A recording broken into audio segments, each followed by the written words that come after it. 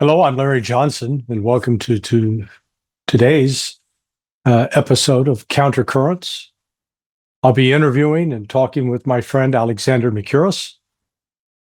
We'll learn about the origins of the Duran, but more importantly, get Alexander's take on what Europe thinks now about its future relative to Ukraine in light of Donald Trump's victory and likely government that he is in the process of forming.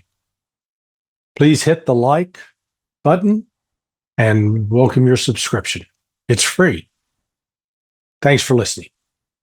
So, Alexander, I want to start off by getting the foundation story of the Duran. Because, it's not out there on the web where you guys sit down and say, let us tell you about the beginning of the two Greek gods that have taken over the internet. Well, I'll tell you how it came about. We were both working for someone in Moscow who had a website. We fell out with this person. We didn't know each other at all. We're not old friends. We were not old friends before we made the Duran. Our parents know each other. Our fathers knew each other, to be precise. My father has passed away, but my father was in politics in Greece. Alex's father is a diplomat in Cyprus. The Greek world is relatively small, so they got to know each other, but not well. So one day we were in Moscow, and it just happened to be Moscow. It might have been anywhere. And we went on a walk together in Gorky Park. Literally. It sounds very, conspiratorial and thriller-like. And we were chatting about principally Greek politics, and we discovered Greek politics and Greek political situation. We found that we had very, very similar views, though we come from completely different political backgrounds. I mean, I tended to be more on the left. My family were very much part of the Greek left. I think it's fair to say that Alex's background is more on this more conservative side, the more conservative right-wing side. Right. Though you might use his own things to say.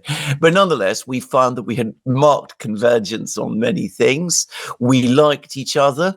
Then about a year or so later, it's a bit longer than that, we'd both fallen out with the person that we were previously working with.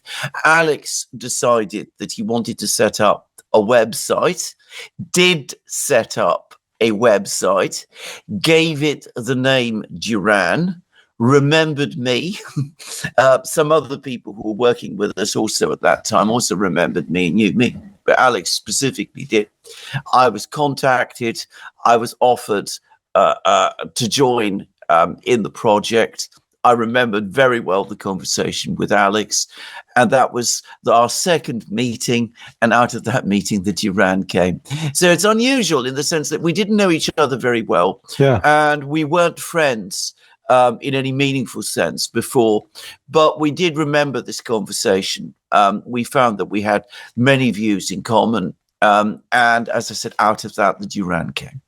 It's like forming a great rock band, Yeah. Yes. You guys have, because you've become a real presence. I guess I first stumbled across you, I want to say April of 2022.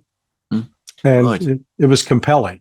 You were saying, hey, and then through that meeting Gonzalo and him. So I congratulate you guys on what you've accomplished.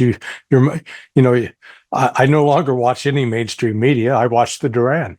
Oh my goodness. Well, thank you for that, Larry. And of course, can I just say we follow everything you write and say. We are very careful. You're absolutely one of our primary sources. So, Flattered. we rely on people like yourself. We certainly rely to a great deal on yourself. And if we help at all, then we're grateful to hear from people like you that you appreciate our work. Yeah, well, and you make it look easy, particularly your daily briefs. And people don't realize really how difficult it is to do that and do it well. So I commend you on that. And not that I'm here to just blow smoke up your skirts, so to speak. But you deserve some real praise for that. Well, thanks. I mean, it is something. I mean, I won't go so far as to say it's a labor of love. That would be too much. But it is something that we both have a vocation for, obviously. Yeah. So, hey, I think there's something that's been going on in the United States called an election, and it appears that there's some panic in Europe. So, there is. How real is this panic? Oh, it is real. It is absolutely sweeping Europe. Every single capital in Europe, you will find people who are worrying and agonizing and saying, what is Trump going to do? What are the Americans going to do? Of course, I'm talking about, the elites, the people who run things in government, the foreign ministries, the chancelleries, if one can use the old-fashioned word. It's those people outside that world. You're finding more and more people in Europe, in Germany, in France, in Italy, even in liberal Britain, who are saying, "Thank goodness, what a relief!" I mean, just to give you an example, I go to the gym every twice a week, and my trainer, who is not a political person exactly, was absolutely overjoyed at the result of the US election. So, I mean, there are people, and you tend to find, it's interesting, you tend to find them more again in these more working class demographics, people who, as somebody said, the people who change the tires, who work in the factories, who produce these things, and who are there at the very, the real edge of the production and wealth creation process. They're much more skeptical about the narratives, the political narratives that are being spread, and they are very happy. But the elites are horrified, and they are in panic, and they sense that their power, they see this as a sign that their own power in Europe is slipping away, and they don't know what to do. And at the moment, they're agonizing and running around and saying to each other, what are we going to do? I saw it firsthand. I was in London in October of 2016. I was running actually a counter-surveillance course for some Eastern European journalists, of all things. London's a great place to do that. And we were holding the class at Lord's Cricket Ground. And so I was with one of the former Scotland Yard guys we were using. We were eating in that pub that's next to Lord's Cricket Ground. And this retired British diplomat joined us. I didn't know him before, but my friend did, and introduced us.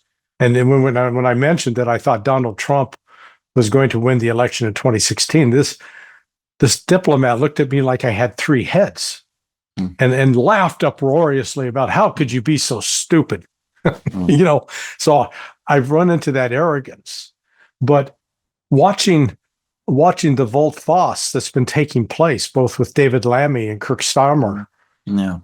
It was like watching the Paris gymnastics floor competition with all the backflips and such. Can they dig themselves out of that hole? Well, no, they can't. I don't think they really can. First of all, they're doing it without any very real conviction. I mean, if their own political base, by which I don't mean, the people who necessarily go out and vote in elections, but the people they really worry about, the people in Parliament, the people in the bureaucracies, the people in the media, the people in the British think tanks.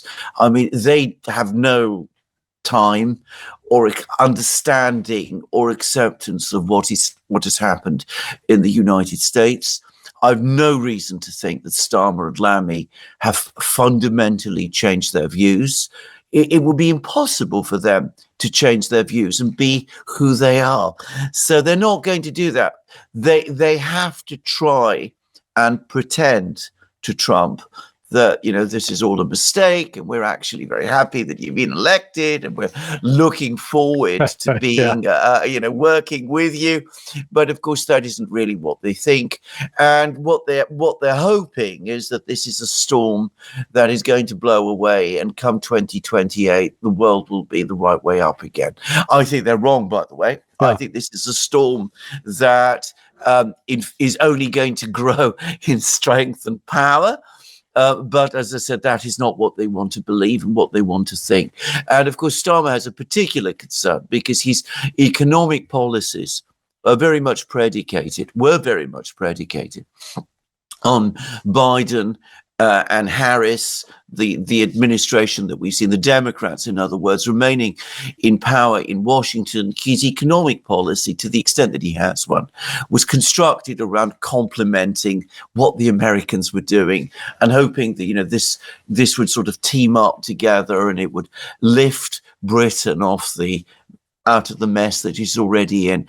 So his economic plan, to the extent that, as I said, it even exists, has now been shot to pieces. And can I just say, I mean, if we're talking about Europe, the two capitals, well, there's Brussels, which is, in meltdown, but the two national capitals that are in deepest shock are London and Berlin. London, because the whole policy that Britain has followed ever since 1940, when the British were defeated on the continent, they had to come to retreat from Europe to Britain. The whole policy that Britain has had since then is to keep going, to ride the coattails of American power. That's basically what the British have been doing ever since. To the extent that they're able to play an important game in world affairs, it's, as they think, by being as close to the Americans as possible. But that presumes that the Americans are interested in being close to them. So the British have this policy. It's very old. It's very established. It's very deeply ingrained in the British political system.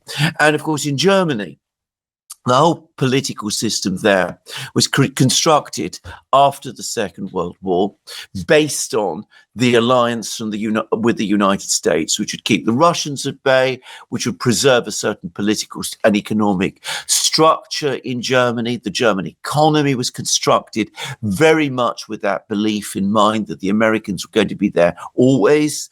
And they're now also in shock because they're suddenly sensing that the Americans have agency and that they might not be quite as committed to preserving this as the Germans assumed that they were. So the British and the Germans are in shock. If you look at Der Spiegel, a huge article there, this is the end of the West. I mean, that kind of thinking. Yeah, I mean, it's stunning. And again, I don't think the Europeans really have come to grips with the economic reality. I had a talk yesterday with Tom Luongo, and Tom noted that since Trump's victory or the election results, there has been a dramatic shift, capital flow out of the stock markets in Europe into the United States, which is the irony there is, one, it's strengthening the dollar.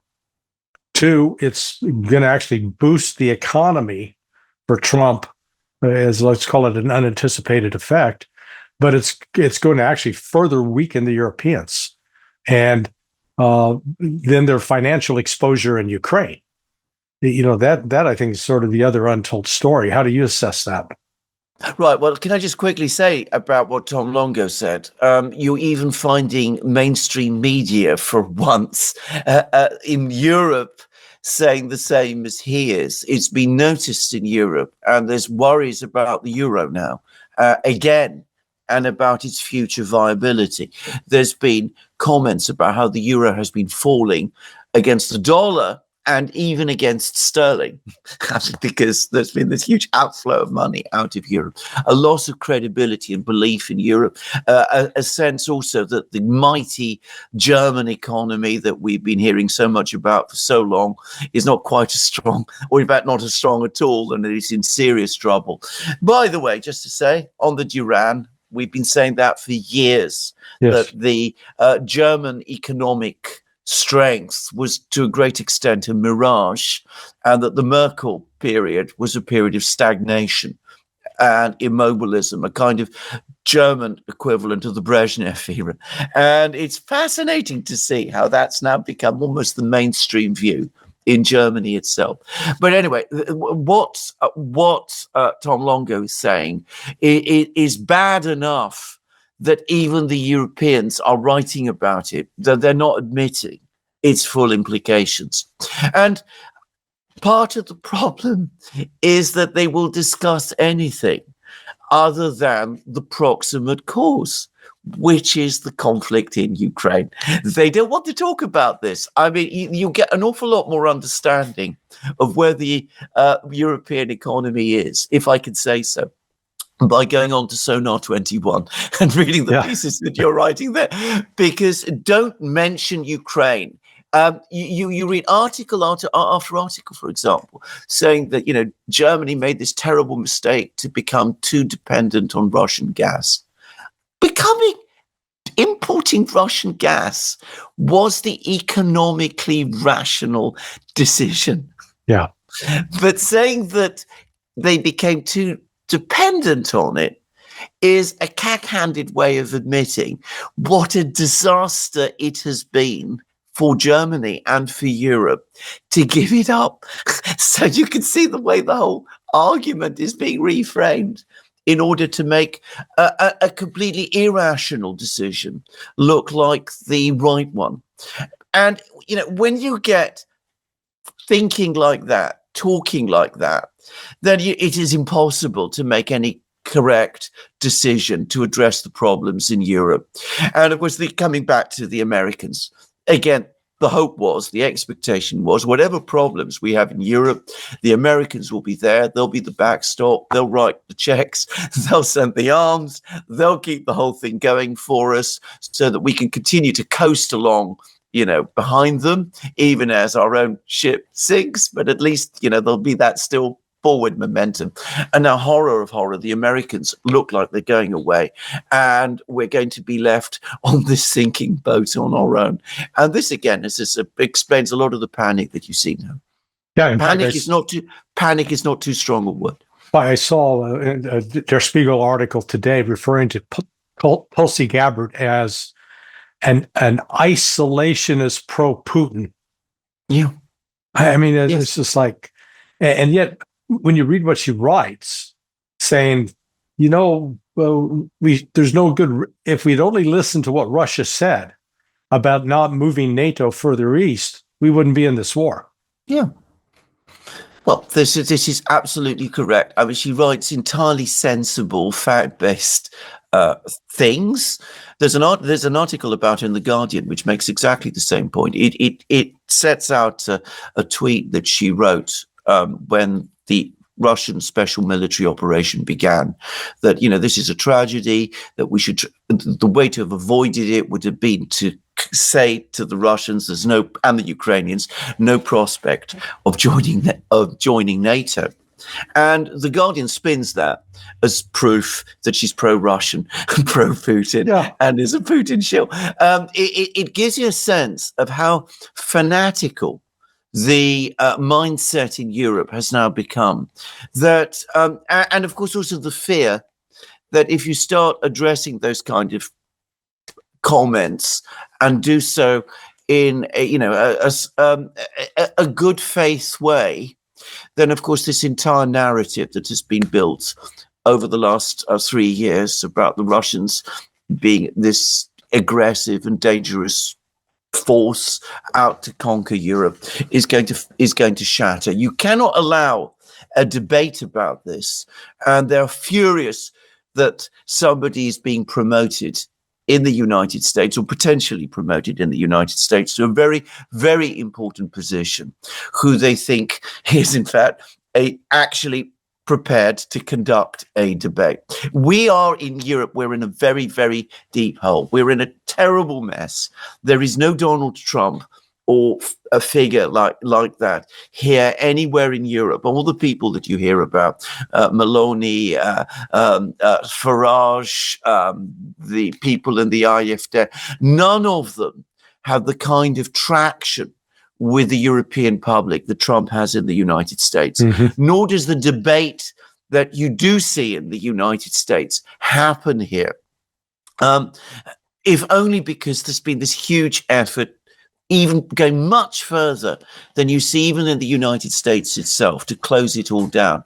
So there is definitely a sense of panic because they sense that everything is now in question and they don't know what to do. Yeah, well, one of the other things I run into over here, and I think you encounter it there.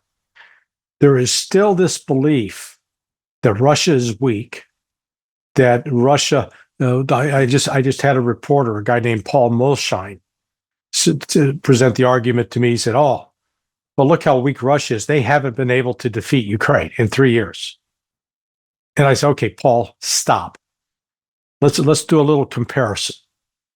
Russia for 3 years has been fighting what was the largest army in Europe, NATO supplied, NATO trained, having all the intelligence capabilities of NATO and the United States provided to it. And Russia has beaten it and is moving it backwards. The United States, the most powerful army in the world, the greatest military in the world, or so we're told. 18 years in Afghanistan and couldn't beat the Taliban. So don't talk to me about 3 years going up against a peer army when the United States couldn't even handle a bunch of guys with mortars and AKs. That was it. And we couldn't beat them. And yet we got these people who are, they're convinced, and no amount of facts when I present them can turn them around. Is that the same thing there in England and Germany? It is the same thing, more, by the way, in Germany than it is in Britain. In Germany, they have a particular complex that, they are definitely superior to the Russians, always have been. That it's, weight of numbers and all of that makes the difference with the Russians. That the Germans are far ahead of the Russians in technology. And as Robert Habeck continuously tells us, Germany has the third biggest economy in the world, bigger apparently than Japan's or Russia's or anywhere else. I mean, it's incredible that they really think that, but they say that to themselves all the time. Now, in Britain, it is slightly different because at some level, there is a whispered discussion, and I really do mean whispered. I mean, you find it in the social clubs that exist in St. James's and places like that. That's a thing to understand about Britain. Britain has a very, very complicated political system. Nothing is written down. Everything works by convention, and a lot of politics in Britain is conducted in very strange, covert, almost 18th century ways. Mm-hmm. I mean, I know that because, I used to belong to that world to some extent. But anyway, they're whispering to each other. You got an article by Max Hastings in the Times, which basically said that the Russians are much stronger than we understood. There's a British general who apparently told Max Hastings, why are we continuing to support Ukraine when it's clear that they can't win? He's not quite prepared to say that it's clear that the Ukrainians are going to lose. But you can see that at some level within the British elite, there is now an understanding that the Russians are much stronger than anybody had appreciated. Mm-hmm. But of course, the media will not say that. The population is not being told that. The narrative of Russian weakness, of Russian decline, remains the orthodoxy, and it's an orthodoxy which publicly cannot be questioned. As I say, privately, it is being questioned, but publicly it cannot be. And because it cannot be questioned publicly, they can't do anything about it. Yeah. They're trapped within their own rhetoric. But, I keep trying to fathom this anti-Russian attitude, belief, meme, call it what you will. I understood it during the Cold War, okay? Communism bad, democracy good, that whole thing. At least that's how I was propagandized growing up. And didn't realize until later some of the different tricks that were being pulled, like when the Verona papers came out claiming, this supposed group of documents that proved communist subversion of the U.S. government. And then when you realize it was a CIA fabrication, complete CIA fabrication designed to shape this meme. All right, Soviet Union goes away. Communism disappears. And we still hate the Russians. Yes. I should say this has been my great shock. I had not understood this at all during the Cold War. I mean, I was alive, like yourself, but I was alive in the later part of the Cold War. I assumed that our hostility to Russia in Europe, in Western Europe, was based on hostility to communism. I mean, that was the political culture in Greece, for example. I mean, people in Greece, Orthodox country, we distinguish between communism, which some people in Greece supported, by the way, but many more opposed, and Russia, which was a civilization which we felt a certain kinship to, because of course they're Orthodox, and so are we. So I assume the same was true in Britain, in Germany, and elsewhere. And it has been a profound shock over not just the last 3 years, but even going further and beyond that, to discover that it is otherwise.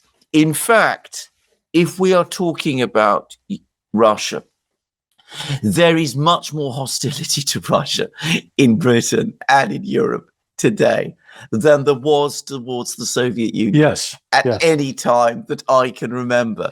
For one thing, people on the left in Europe, certainly in Britain and even more in Germany, actually were pretty supportive of the Soviet Union because they thought of it as a socialist country. So it's I mean, those people have now, they have gone to the extent that they're still around. They've become as anti-Russian as everybody else. And of course, others have been revealed as incredibly anti-Russian.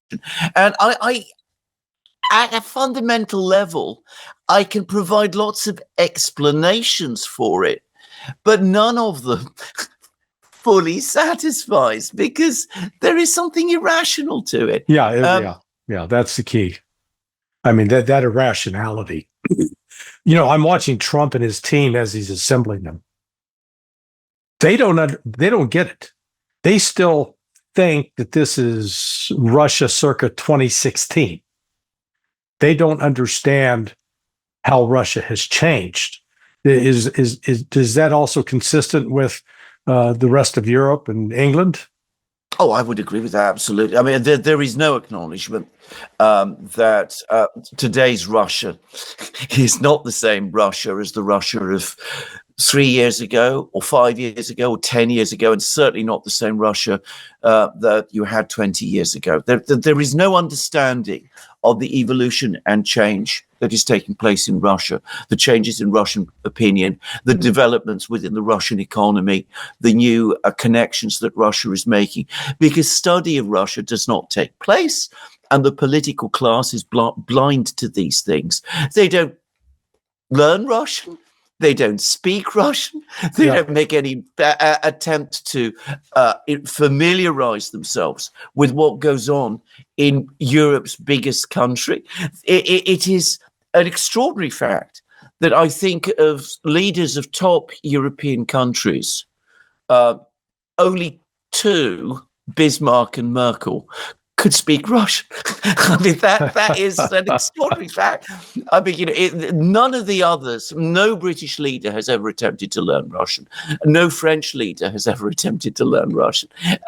And as I say, Bismarck did it because he actually liked the Russians and was interested in them and was ambassador to St. Petersburg and developed a genuine interest and empathy in them.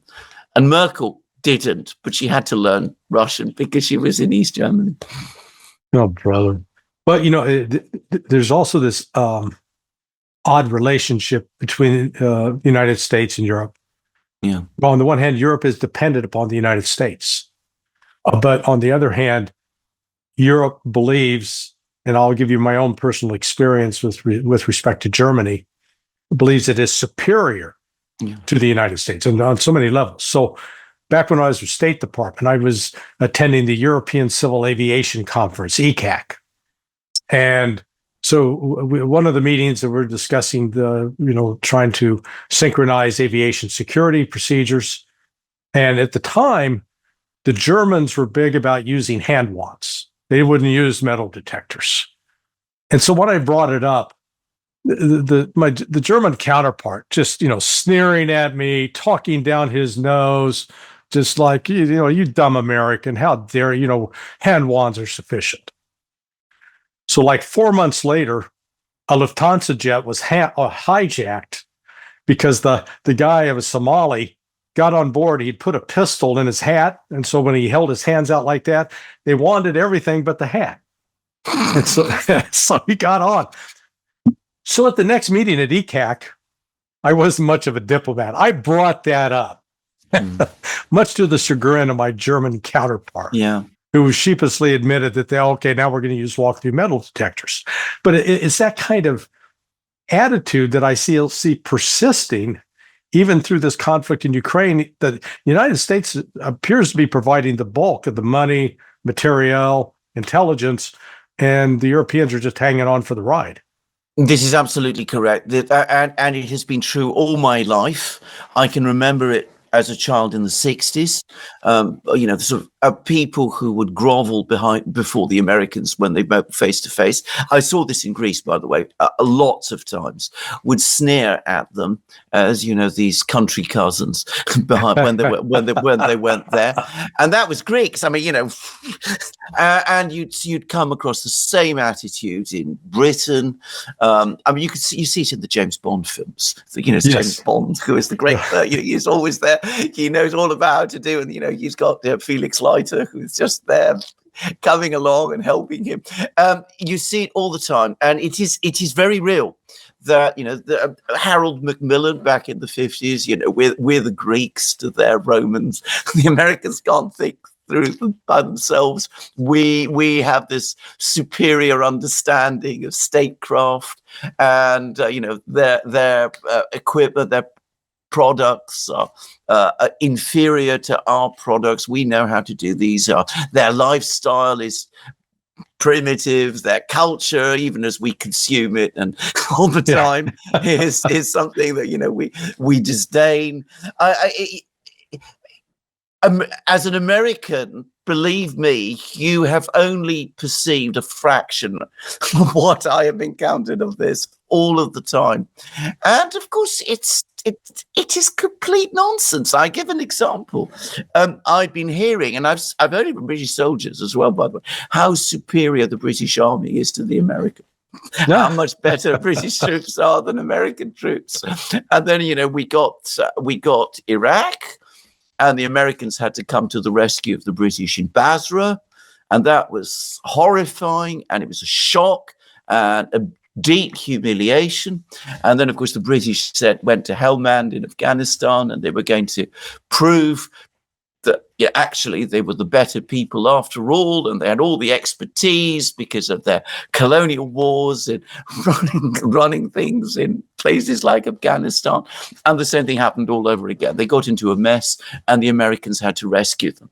So that's the reality. But the Europeans, like the aristocrat in the great palace, it's all falling apart around him, but he cannot accept that, in fact, the person a few yards down the road who's built the modern house, built up the business, all of those kind of things, at least he's social equal. He can't accept that. That is what Europe is. That's what we've become. Of course, there's been enormous British influence in shaping both U.S. intelligence and U.S. special operations.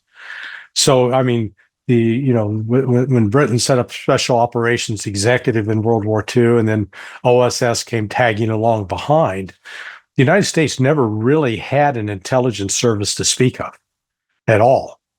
Now, similarly, when the Delta Force, they created Delta Force, modeled specifically on SAS, Special Air Service, both in the terminology, the squadrons, and such. So it has, in a way, the United States has always been imitating the United Kingdom in that regard. This is something that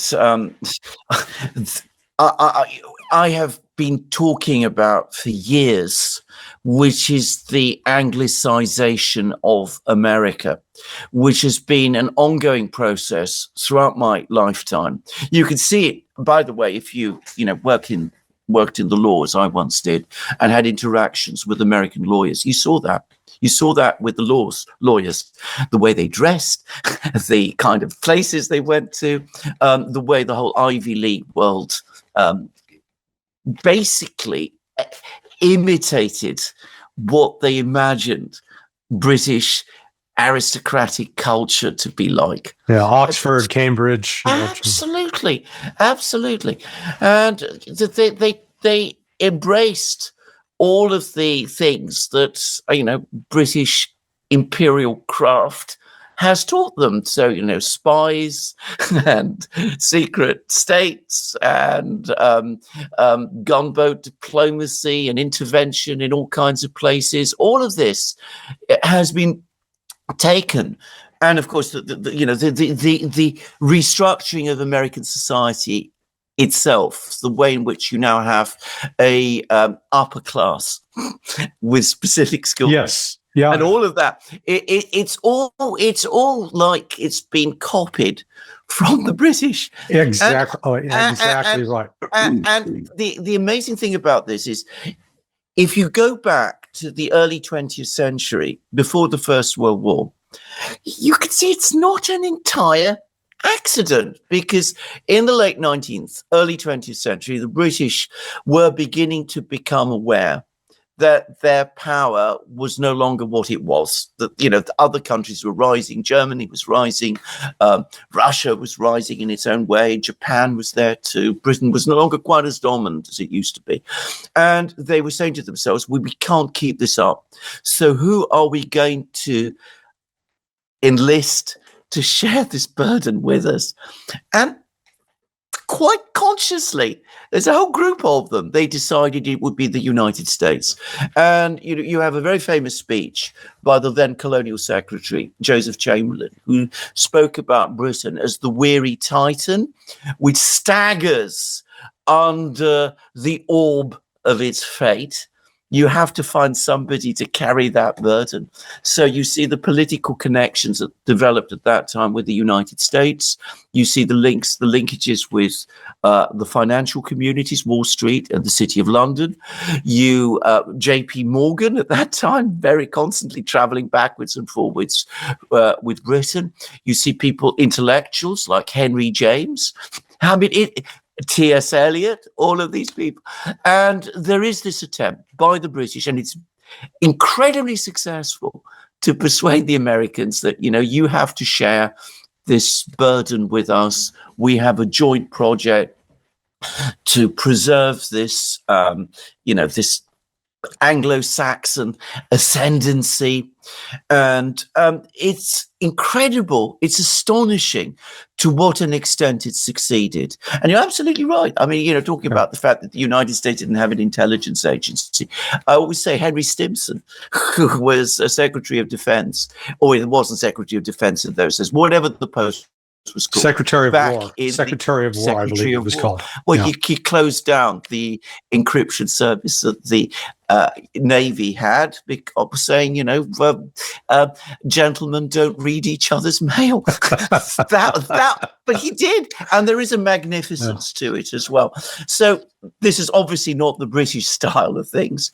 And the Americans adopted the British style to a degree that, as I said, is incredible. And I can't help but think that it's because a section of the American elite was attracted to it. It seemed somehow like flattering to them to be drawn into this as well.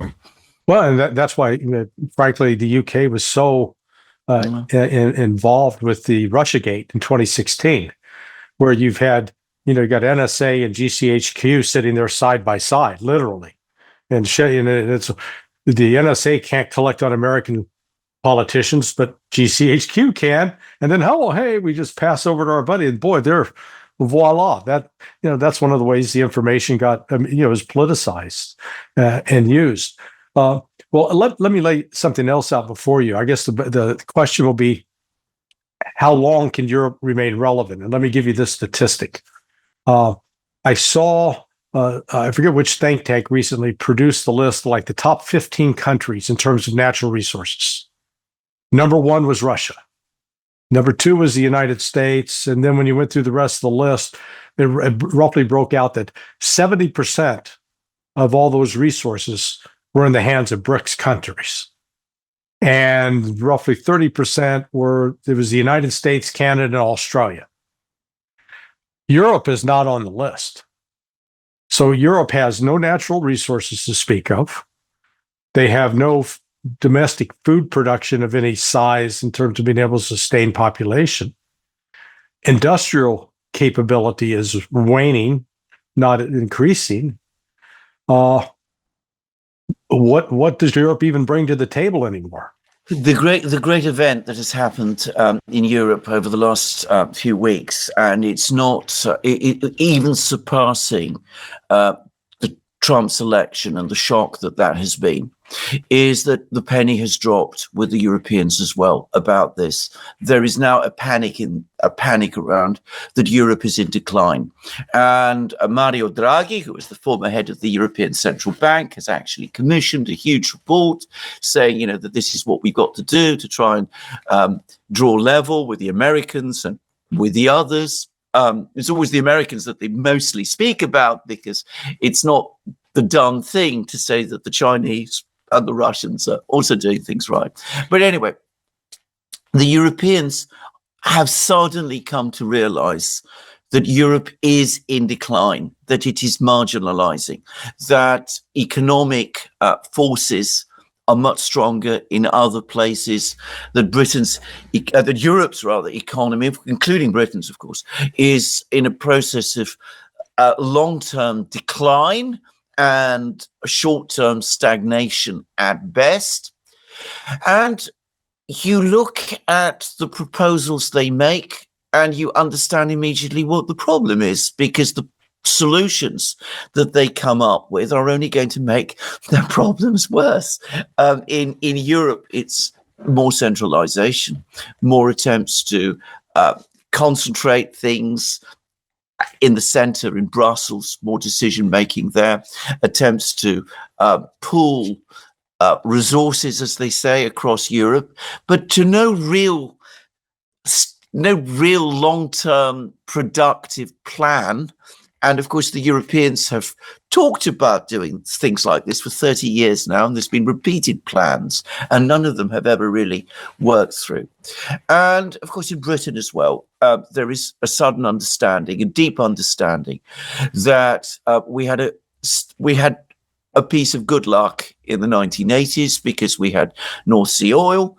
We had the period when the liberalization of finance made the City of London and the financial community in Britain very strong. We've coasted on that. The oil revenues are now in steep decline, and the financial center that was London is no longer anywhere near as important as it was. But as to what to do, how to address these problems, there is no idea. There really isn't. There's no way, there's no plan in any country to really conduct a fundamental rethink of either the European project or of the way in which the European economies are structured, or to come up with a plan to actually work for a trade system with other countries that would work to Europe's interest. You speak about natural resources. I should say the obvious solution to this problem, and it's been one that I have been talking about, but I am, one person. I know lots of other people, but people in the energy sector, in the manufacturing sector, people who are not listened to, in other words.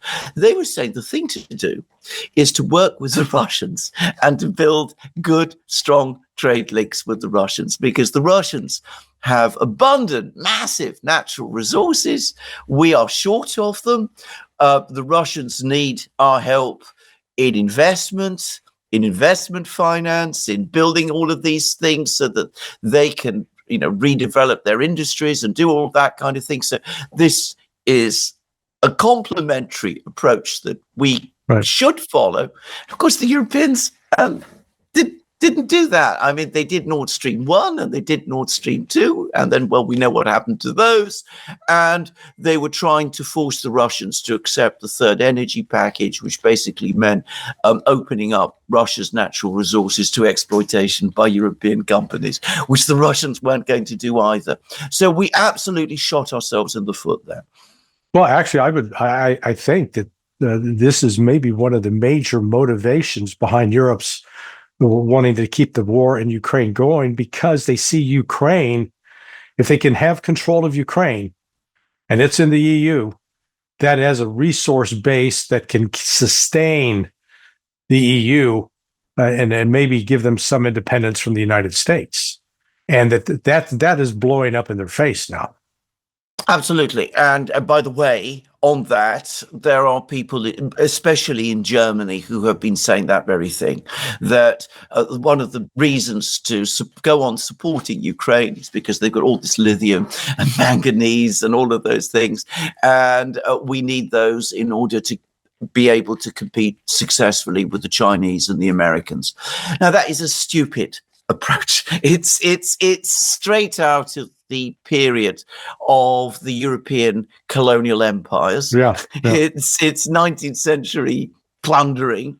It's what, by the way, Hitler tried to do. I mean, he was all about, going out east and seizing all the resources there. I mean, it is so completely disconnected from the realities of the modern world, and especially the realities in Russia. I mean, it completely fails to understand that. And it wasn't even necessary, because the Russians would have been very happy in their own financial and economic interests to trade with us. So, I mean, it was stupid. But I mean, you're absolutely right. And there are people in Germany who every so often blurt the fact out. Yeah.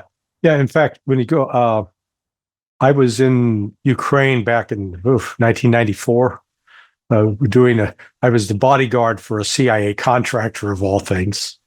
But seeing Ukraine at that time it was really struggling to come out of the Soviet collapse.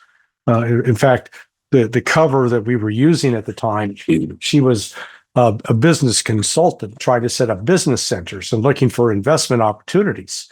And we went to this one building to look at what was described as a pizza oven. And lo and behold, we got in there, and they'd made a pizza oven, but we're in this room with all these radiological glove boxes. Do you know what I mean by that?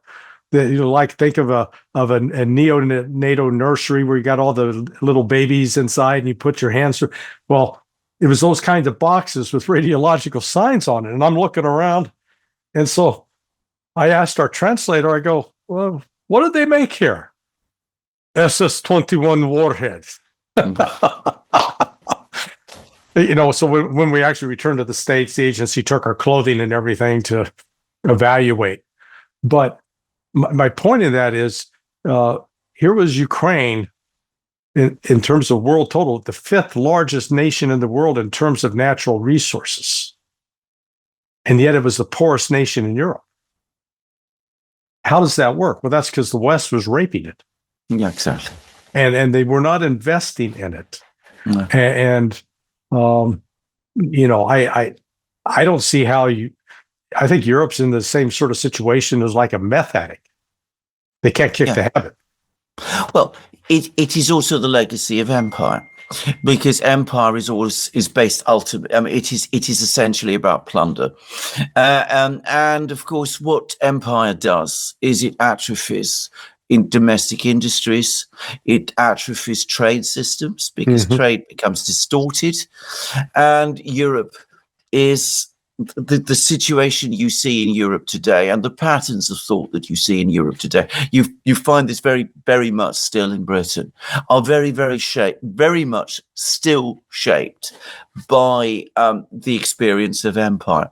A good example of this is Africa as well.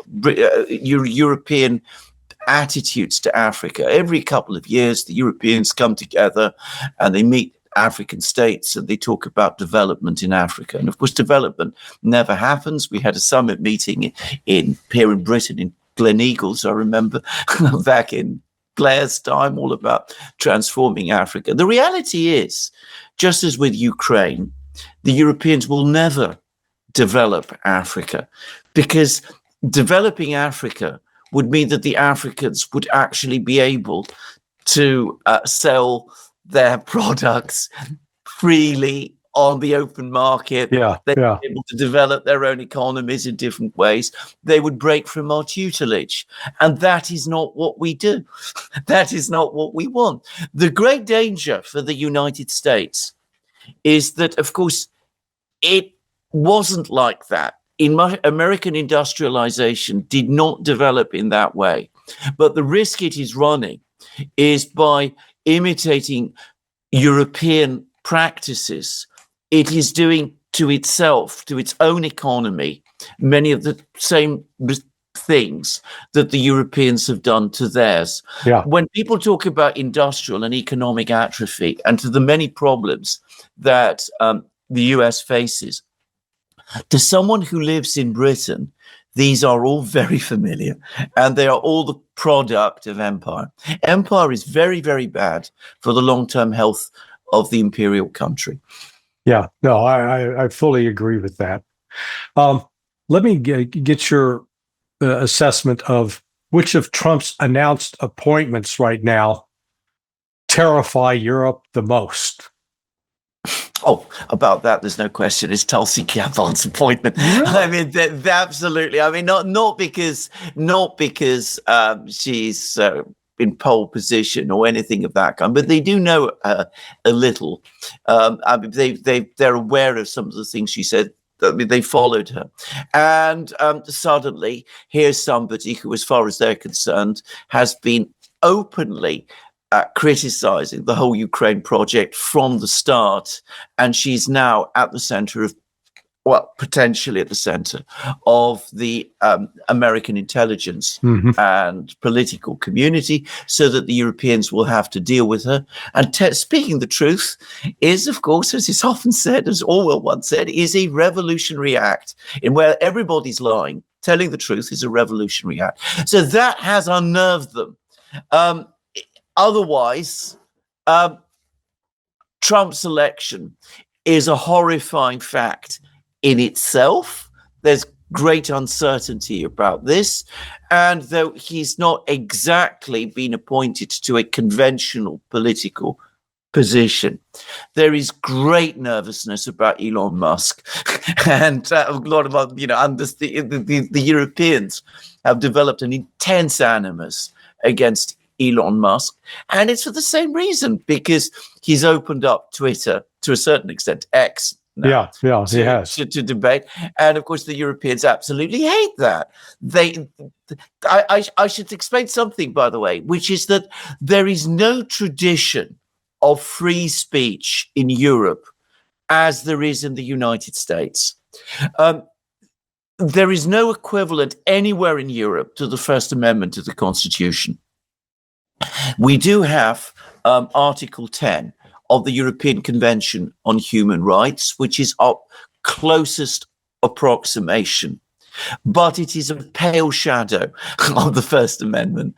And of course, it's heavily qualified by all sorts of exceptions that governments are allowed to have. So free speech is absolutely something that we are not accustomed to in Europe at all. A limited degree of public debate. It's existed to some extent in Britain, rather more historically in France, but it's not really part of the European tradition at all. Again, I think Americans assume that Europeans are more like themselves in this than they really are. Hey, let me ask you a quick question legally. Um, in the United States, if somebody wants to get into like Telegram and say, hey, we want you to give up your sources, they have to go get a warrant. And they can't just start spying upon somebody on there. They have to go through the FISA court if it's an American citizen.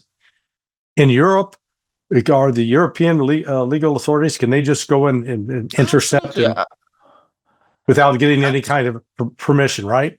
They not only can, but they do. I mean, Yeah. the extent to which we continue to be, I won't say police states, but surveillance states, I think would astonish Americans. We have far fewer protections in this respect than Americans do. We have all these extraordinary acts. For example, in Britain, we have the Terrorism Act 2000. I mean, I speak now to somebody I know who is an authority on terrorism. The Terrorism Act 2000 doesn't actually really properly define terrorism. It doesn't give a definition of it. And so now they say that I think it's section 20 of this act, saying things that might be seen as supportive of a prohibited party or movement or whatever it is. So, of course, you could use that to arrest anybody. People come off aeroplanes, they're arrested and questioned in the airports. They're denied for 24 hours or even longer right to consult counsel. I mean, it can be done. Yeah. And it is done. A lot of that has been going on. People I know, it has happened to.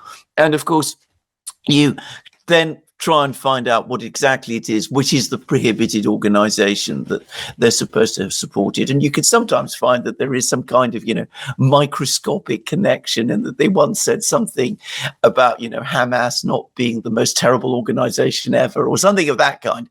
And of course, that's immediately then used to bring Section 20, I think it is Section 20 of the Terrorism Act 2000 into life.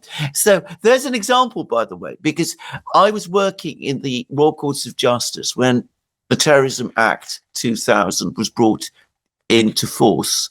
And we were all talking about it then.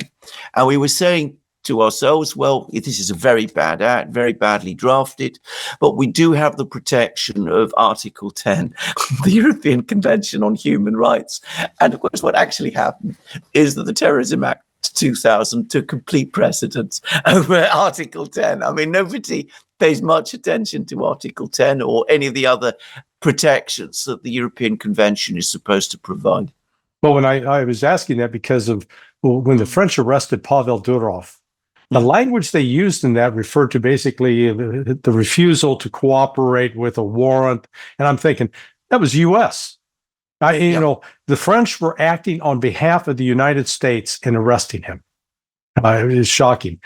Now, going back to Tulsi Gabbard, and we'll close out with this because I've taken enough of your time tonight.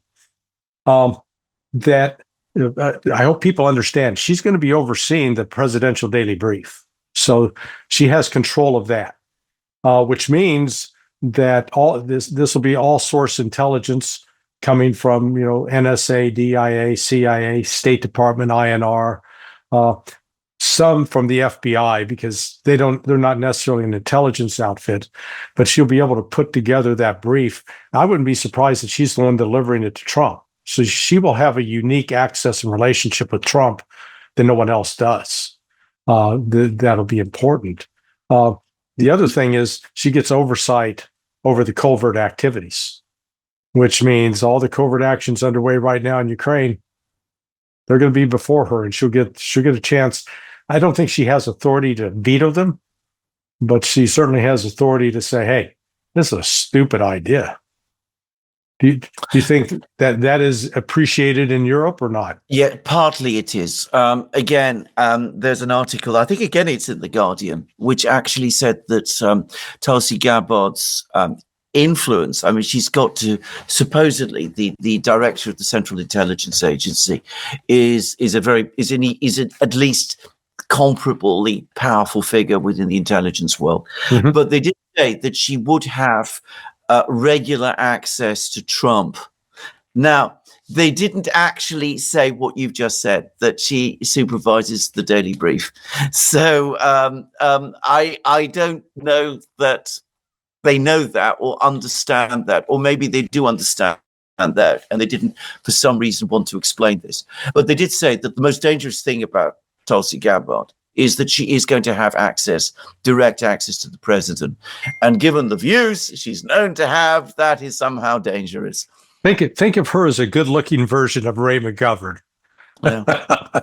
Well, can I just say about that? On one of my recent programs, I suggested that Tulsi Gabbard, precisely because she doesn't have, let's face it, a huge amount of experience on the intelligence world, that what she should do is consult the people at VIPS. I actually said that. Yeah. I said that, she can get an awful lot of good advice about how the things work and what to do by speaking to the people there. She is. Now, the thing about Gabbard that I don't think is really appreciated, of all these selections, with Mike Waltz as National Security Advisor, Rubio as Secretary of State, Pete Hegseth as the Secretary of Defense, if that happens. Gabbard runs circles around him intellectually. She really is a very smart, experienced person, and has had actually more command experience than either Hegseth or Waltz in terms of her position within the National Guard in Hawaii and having prior combat deployments. So she really is. I was happy to see that Trump named her. Now, is she an ardent supporter of Israel? Yeah, that's the majority of Americans, unfortunately. Yeah. It's a point I make to many people. If you want to find someone and appoint somebody in the United States to a senior position who's not an ardent supporter of Israel, then you have to look very hard. Yeah. And I don't think that Trump really had the incentive to do that. I mean, we can both regret this, but one has to accept what is. And frankly, Tulsi Gabbard, I am very pleased that she has the position that she has, or I hope that she will get it. I mean, I don't know whether she needs to be confirmed, by the way. Yeah, no, that she does have to be confirmed. There's some that suggests it'll be a difficult confirmation. No, I don't see her having difficulties at all. Whether Matt Gaetz gets confirmed is a whole nother issue, or Pete Hegseth, a whole nother issue. But Gabbard, no. Hey, my friend, I appreciate you taking your time, because you do enormous production every day, and so I thank you for your insights and analysis. Thank you very much, Larry, and it's a great pleasure. And if you want to do this again, I'll be absolutely delighted. I will take you up on that in a heartbeat. Thanks. Thank you for watching. Alexander Mercouris is a great guy. Please watch him at the Duran, at his own channel. They're on Locals, and also his partner, Alex Cristoforo. If you like this today, please hit the like button and subscribe. Thank you.